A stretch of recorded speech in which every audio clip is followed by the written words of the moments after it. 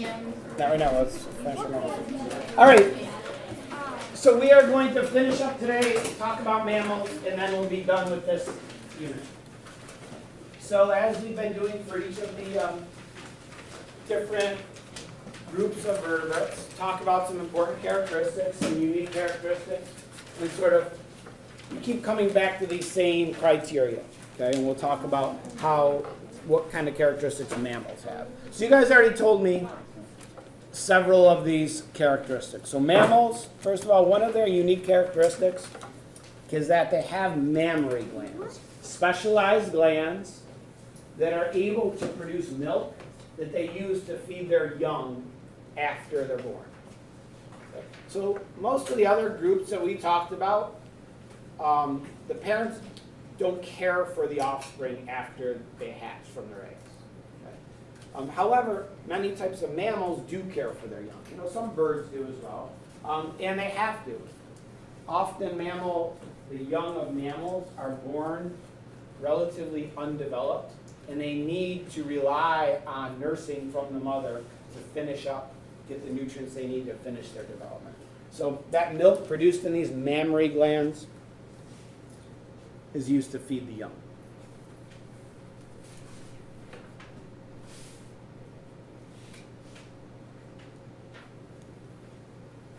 They also have a highly developed brain. Mammals have a much larger brain than the other groups we've been talking about.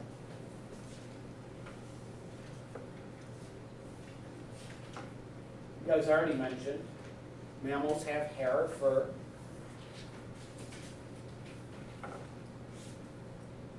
That's unique to mammals. None of the other groups we've talked about have hair. How about their body temperature?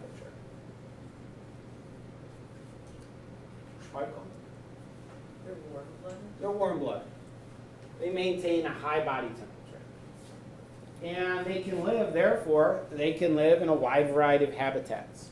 You have mammals that live in extreme cold. You have mammals living in extreme high temperatures as well. They regulate their body temperature regardless of their surroundings.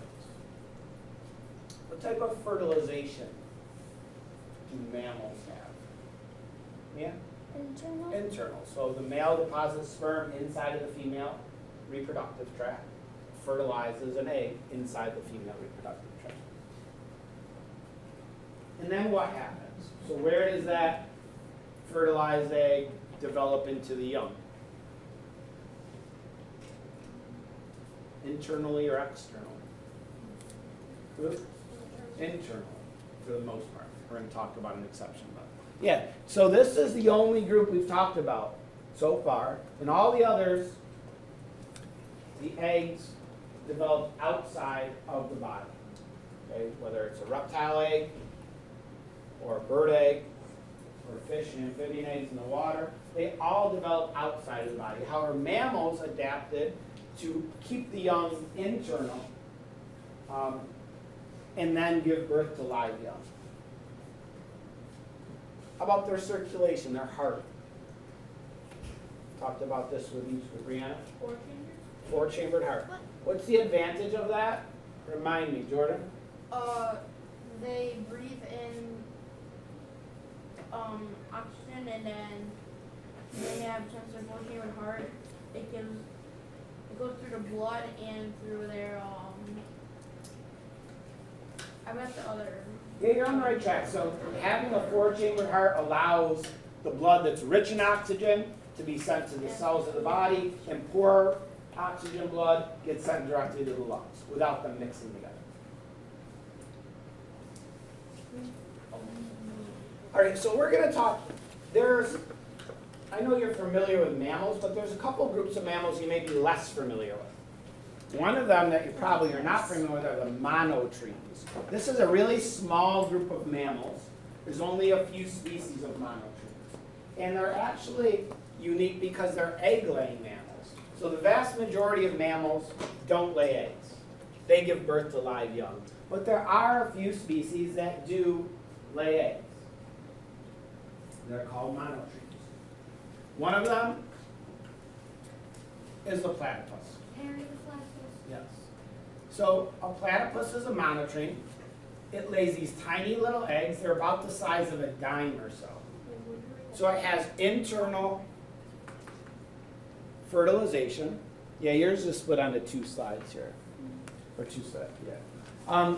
So they have internal fertilization, but then they lay this really tiny egg, which hatches into a really tiny immature young. Platypus is neat. It has like a duck bill, has like webbed feet, has waterproof fur. It actually has these spurs that have a venom in it. It's the only venomous mammal. Okay. And when people first sort of discovered the platypus, they thought people would go out and collect them and then taxidermy them, send them back to their home, and people thought it was like a joke, that people were like putting parts of different animals together to make this thing. But obviously it wasn't. So here's the younger platypus.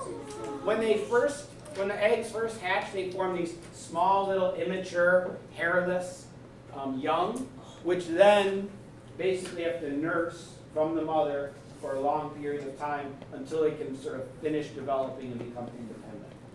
Jordan? I went to Florida. They had those miniature like platypuses where you were able to pick them up. Oh, really? That's cool. Or like a zoo or something? Yeah. The other one that's you're probably not familiar with is called the spiny anteater. It's another monotreme. It's also called an echidna. And they are similar. They're really small. They're born very immature. Okay? They have a snout that they use for sort of probing around to get insects. They eat ants and other things. They have spines. They kind of look like a porcupine, but they're not. Okay, a long tongue that they use to scoop up those insects. So we have the monotremes, which lay eggs, and we have the marsupials. Marsupials are what? Give me an example of a marsupial. Not a panda. They're another group. A koala, a wombat, a kangaroo. Yes, these are pouched mammals. And in marsupials, okay, well, first of all, kangaroo, koala, there is only one species of marsupial that lives in North America. And they live around here. Probably have seen them either alive or dead on the side of the road. Do you know what they are? Yeah, possums is the one that lives in North America. A possum. So in marsupials, in some ways they're a little bit similar to monotremes. Now, they don't lay eggs, but they give birth to live young, which are these tiny little, very, very immature young. This is like a kangaroo young. And they're tiny. And so this could never live on its own. It only has front limbs, has no hind limbs, can't really do anything on its own. So after they're born, what do? You know, how are they going to survive? David? Yes, they crawl into a pouch in the mother's abdomen, and inside that pouch, that's where the mammary glands are, and the young marsupial stays in the pouch, nurses from the mammary glands for a long period of time, growing, maturing, until eventually it becomes independent. So it takes a while. Okay? It takes over a year, for example, for a kangaroo to finish its development in the pouch. I think they are. Yeah, I think they are. So here is obviously a kangaroo with a young in the pouch. That's a more well-developed young. Koalas. That's a wombat. That's an opossum. Here, around here, you might see them. They're nocturnal. Sometimes if you're in the car at night, you might see them crossing the road. They live up in trees oftentimes. They do live around here. And that's, you can see the young in the pouch developing on the possum. You know what that is? Yeah, that's a Tasmanian devil. It's another Australian. Marsupial, yeah, they're real. Yeah. I thought it That's was like a- a cartoon. No, they're real. Pretty neat. I might get All right, I'll come back to this in a minute. Yes. Isn't that like I think like is that like a chupacabra? I think it might be, yes.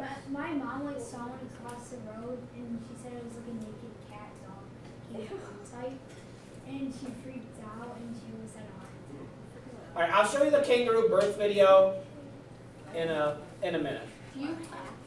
So the last group and the largest group are the placental mammals.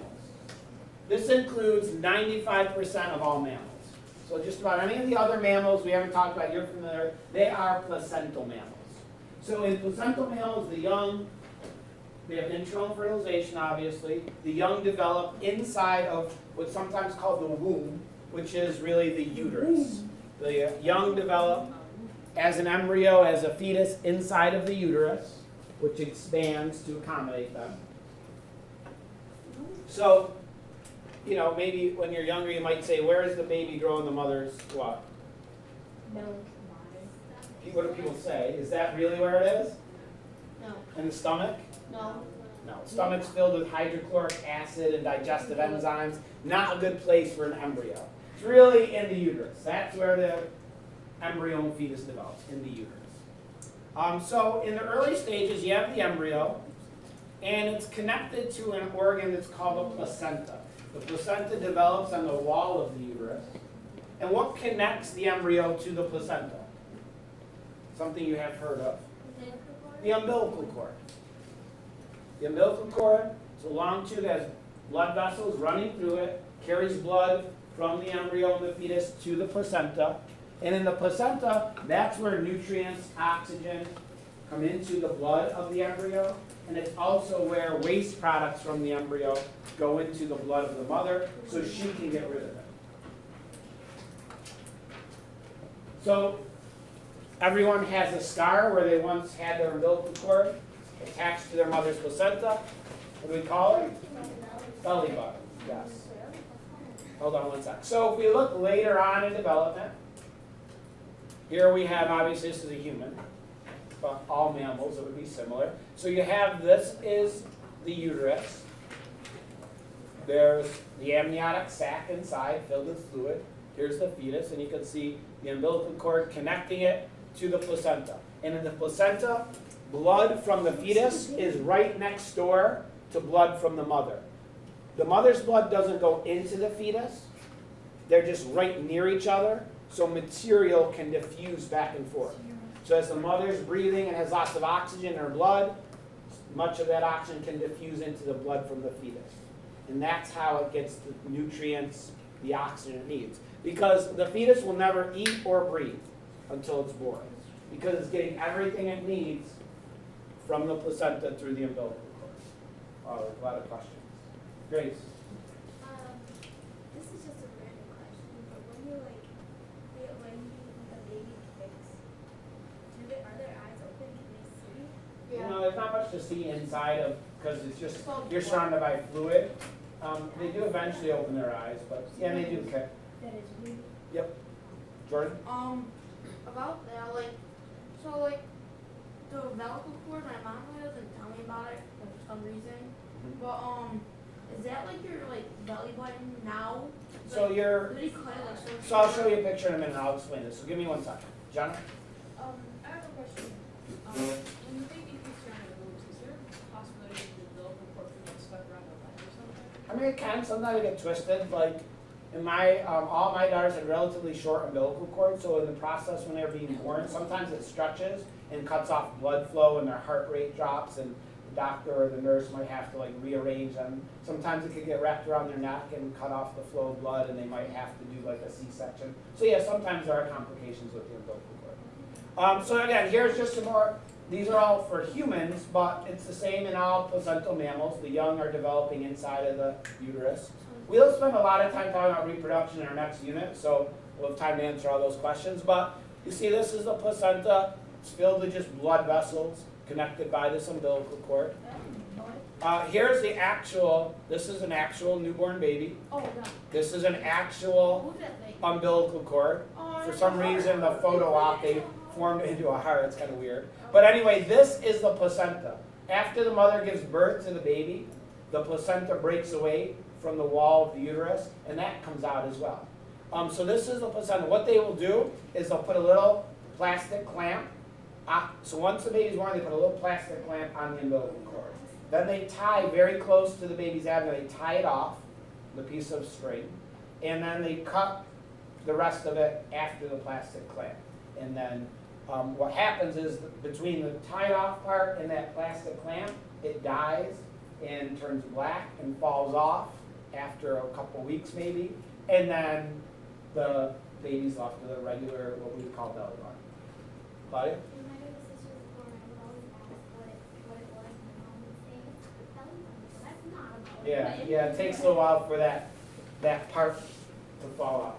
When my baby sister was born, like her belly button was afterwards. Yeah, Like, is that? it turns bluish black and dies and falls off. So yeah, that's normal. All right, so I'll go back. I'll show you the video about the about marsupial birth because it's kind of cool.